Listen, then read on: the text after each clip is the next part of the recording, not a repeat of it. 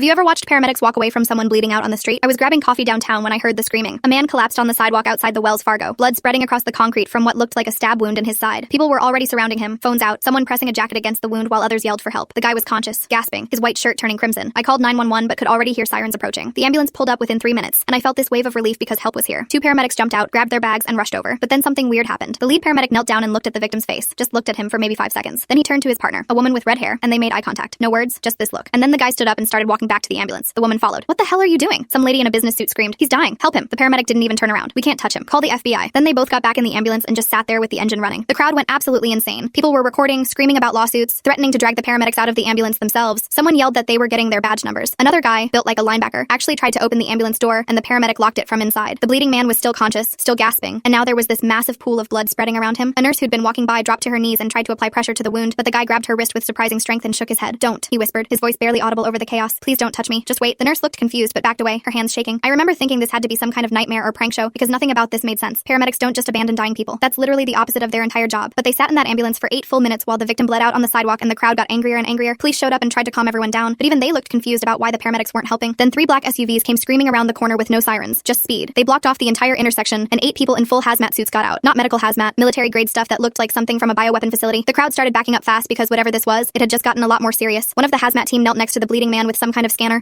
waving it over his body while the others set up a containment perimeter with plastic barriers. The man on the ground was barely conscious now, his skin pale and sweaty. The hazmat team leader signaled to his crew, and they brought out this specialized stretcher, the kind with built-in isolation chambers. They lifted the victim without actually touching him directly, using these long-handled tools, and sealed him inside the chamber. The whole operation took maybe 6 minutes, and they were incredibly careful about every movement. Nobody's hands ever made direct contact with his skin or blood. Then they loaded him into one of the SUVs and disappeared, leaving behind a decontamination crew to clean the sidewalk with chemicals. One of the paramedics finally got out of the ambulance after the hazmat team left. A reporter who'd shown up was demanding answers, microphone in his face, asking why they refused to help a dying man. The paramedic looked exhausted and angry, but also relieved. "That man has a tattoo on his left shoulder blade," he said quietly. 3 black diamonds in a triangle formation. "It's a classified marking that means his blood is contaminated with a contact toxin. If we touched him, if that nurse had kept applying pressure, if anyone here had gotten his blood on their skin, they'd be dead within 20 minutes. There's no antidote." The crowd went silent. The tattoo is used for undercover federal agents working in situations where capture means torture. If they're compromised, they trigger a medical emergency, and anyone who tries to help them dies. It's designed to eliminate captors, interrogators, anyone who might try to use them for information. The stabbing was his signal that his cover was blown and he needed extraction. The reporter looked sick. "So you just let him bleed out?" The paramedic shook his head. "We followed protocol exactly. That man is alive because we recognized the marking and called the right people. If we'd tried to be heroes, we'd have contaminated this entire block." I went home and couldn't stop thinking about it for weeks. I looked up everything I could find about undercover operations and classified medical protocols, but of course there's nothing official, just conspiracy theories and deleted forum posts. But I kept remembering the way that man grabbed the nurse's wrist and told her not to touch him. He was trying to save her life while his own blood was draining onto the pavement. 3 months later, I saw the lead paramedic at a different coffee shop. I almost didn't recognize him without the uniform. I asked if the guy made it, if he survived. The paramedic stared at his coffee for a long time before answering. "He's back in the field. Different face, different name. And there are 36 other agents with the same tattoo working in this city right now. Pray you never see one of them collapse on a sidewalk, because if you try to help, you won't make it home."